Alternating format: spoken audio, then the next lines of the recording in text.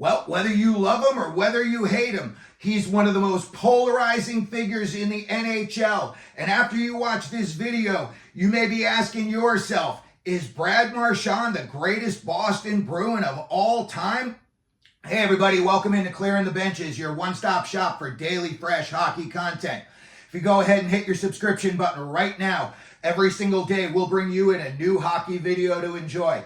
Well, the other day I was watching the playoff game, Bruins against the Leafs, and something popped up on the screen that really surprised me. And it said that Brad Marchand had just become the Boston Bruins' all-time leading playoff goal scorer. He had passed, I think it was Patrice Bergeron, and I believe Cam Neely was third on that list.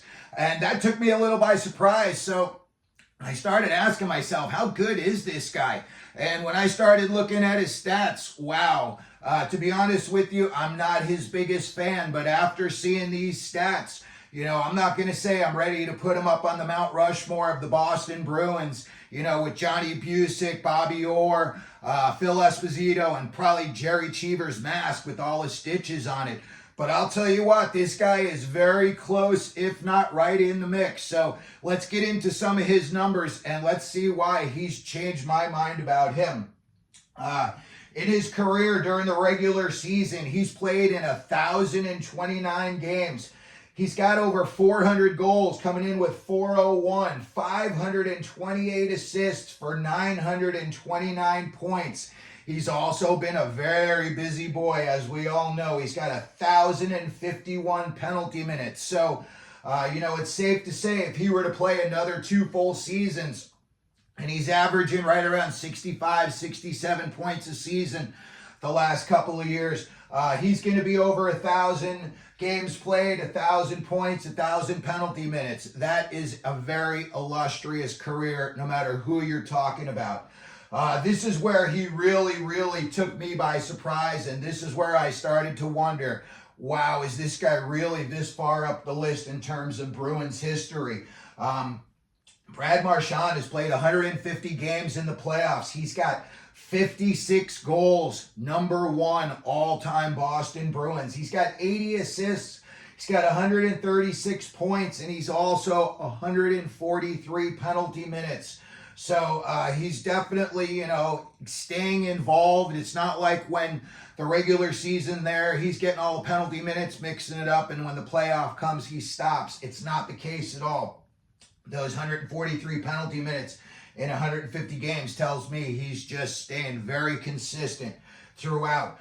He won a Stanley Cup with the Bruins back in 2011, and he is number 2 all-time Boston Bruins playoff scorer. He's got 136 points in the playoffs alone.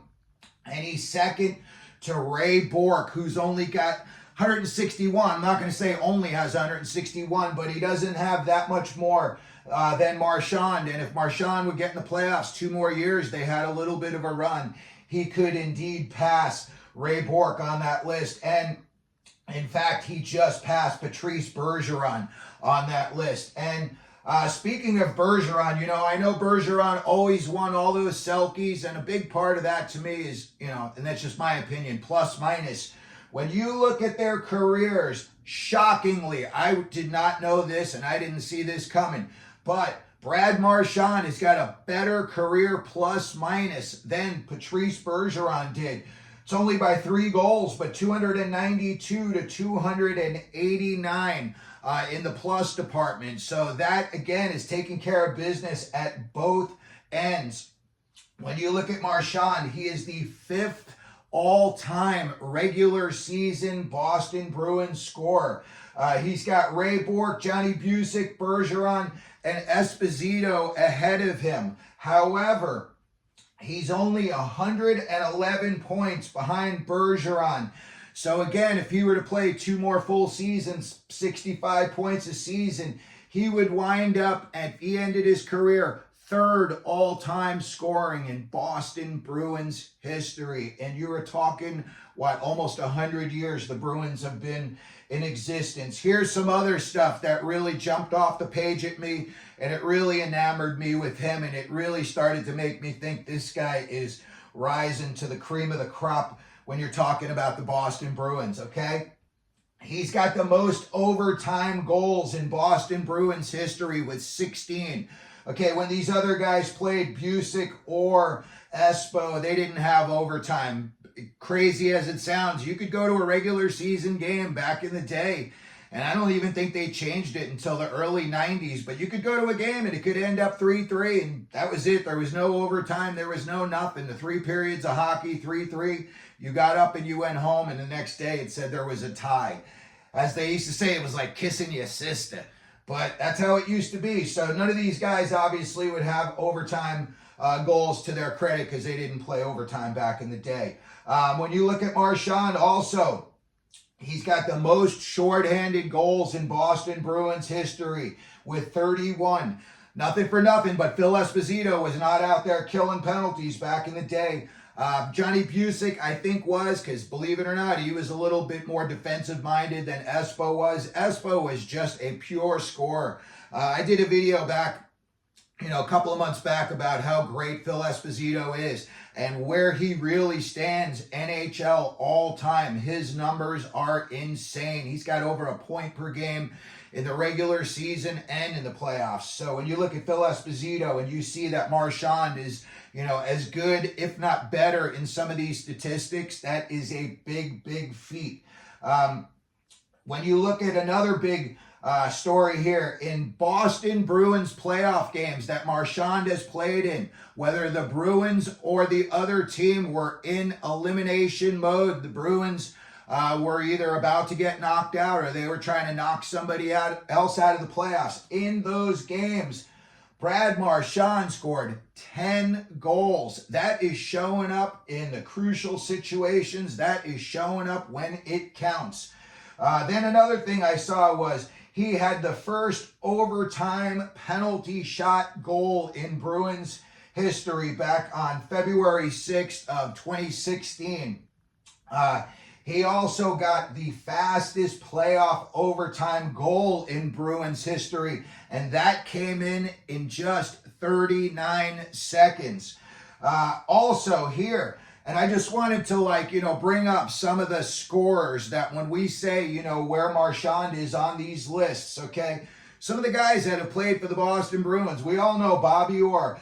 A lot of you don't know about Johnny Bucyk. Go back and look up his story. Just amazing, amazing numbers in a very rough and tumble era. Same with Phil Esposito. David Krejci, you look at guys like Rick Middleton, Wayne Cashman, Patrice Bergeron. You had Adam Oates played for the Bruins back in those days. Marchand's numbers are coming in, if not equal, better than all of these other guys on this list in a lot of categories. And again, that is a huge accomplishment. And then something else that surprised me, I know that he's been a real little busy beaver, but I did not know that Brad Marchand has the most suspensions in NHL history.